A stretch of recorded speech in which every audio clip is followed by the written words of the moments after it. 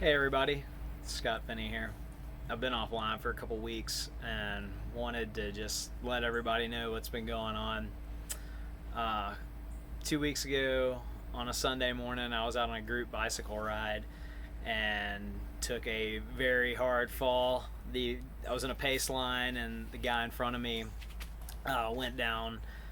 We were approaching a turn and the street was still wet from the night before, and he went down. So in an effort to avoid him, that caused me to crash and didn't hit a curb, didn't hit another cyclist, just me in the asphalt, and I got pretty banged up. So ambulance came and got me, which when I came to, I didn't get knocked out, but when I went down, I came to a stop laying on my right side and immediately knew that I was going to need to leave in an ambulance. In fact, I didn't even want to roll onto my back because I could tell I'd messed some stuff up pretty bad. My pace line did amazing of taking care of me and getting the ambulance to come to where we were located. I was able to call my wife, and she was able to see me before I got loaded up in the ambulance. And I can't thank my wife enough. She has only been my wife for 10 weeks, and I put her through a pretty traumatic experience with this crash. So from there, went to the med in Memphis, Tennessee, and was in the trauma and getting all kinds of X-rays. They were checking initially checking my neck and spine to make sure that was all right, and checked out my pelvis and knee as well because they had some signs of impact, and that was all good. But they discovered that I had broken 6 ribs all on my right side, broken my collarbone, and also broken my scapula on the right side. And it was not a pleasant experience. I was very uncomfortable, and but it was also a relief, them being able to tell me what had exactly gone wrong, or what I exactly had injured. So spend this was I got to the crash was around 7 a.m. So that afternoon moved into a into a hospital room, and I was given an alternative to opioids. So I was here in Memphis. There's a Dr. Jones who's an anesthesiologist, and he's using nerve blocks instead of the typical put you on a bunch of pills and turn you into a zombie. They put these catheters in me and blocked my pain related to my shoulder and related to my ribs.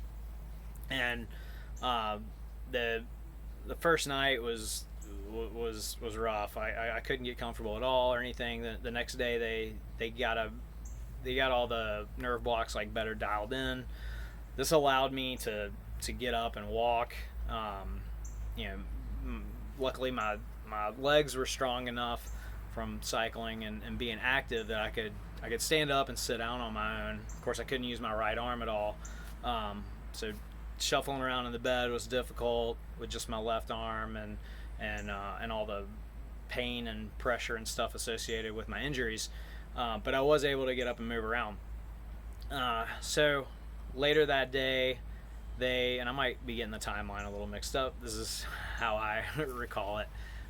Later that day, they were starting to see some stuff in my lungs, and it turned out it was a bunch of blood that was collecting in my lungs, and they were watching that. So that night they did a CT scan and found out there was too much blood to ignore it, and that evening or early Monday morning I'd had a tube stuck into my right lung, a suction tube, and I was awake and all for that procedure. A little side note, when I thanked the doctor for sticking the tube in my lung, he said I was the first person that ever thanked him for a chest insertion. So that was kind of funny. But got that in there, and then we monitored how much blood was coming out.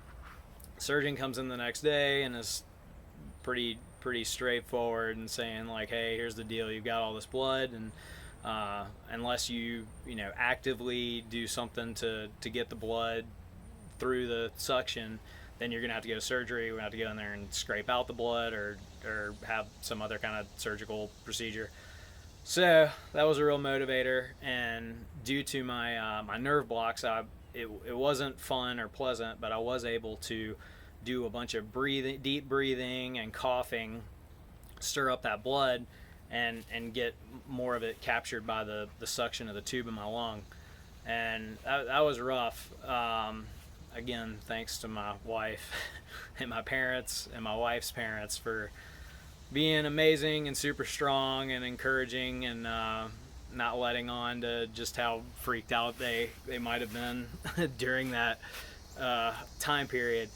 But then we found out that they saw a reduction in the blood enough to turn off the suction, and which was awesome. And then later that they could remove the tube after running it without suction. And so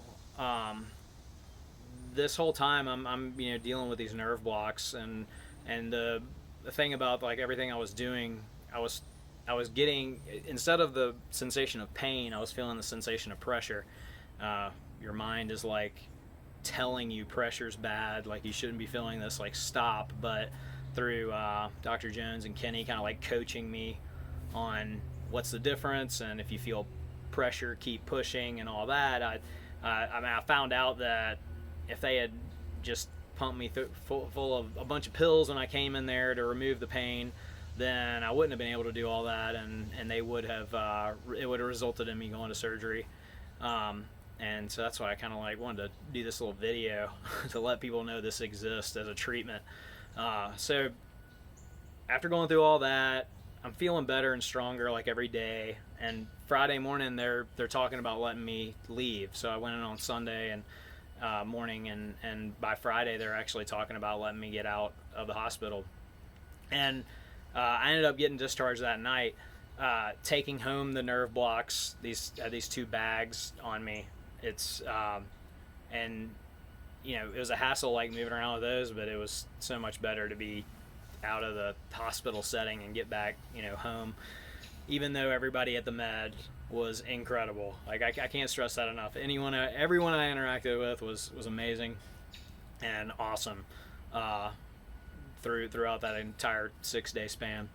But I got home, had the nerve blocks in place, and just continued to turn down the nerve blocks until this past weekend, when I was able to like turn them off completely, and then had my wife remove the catheters this last night, and got to take a shower for the first time on my own. But I kind of like, through all this, I've been online very little, and so people are starting to find out that the accident happened, and I can't thank you enough for all the support I've gotten through family and friends and Idlewild, my church, and so thank you all, because that was tough. And but I'm feeling great, feeling stronger and better every single day.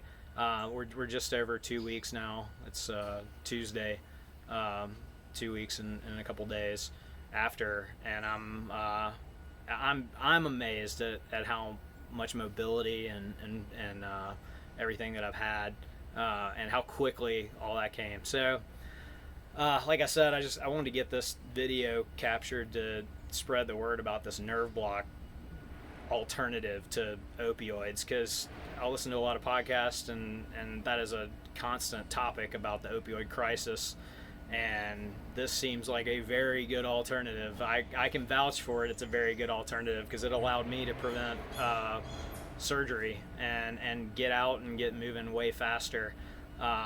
And so just kind of an update on me. I start my physical therapy Friday in a few days for my shoulder and my collarbone, but I'm within 2 weeks I'm back, like now, taking care of myself with just like one arm. But thanks a lot.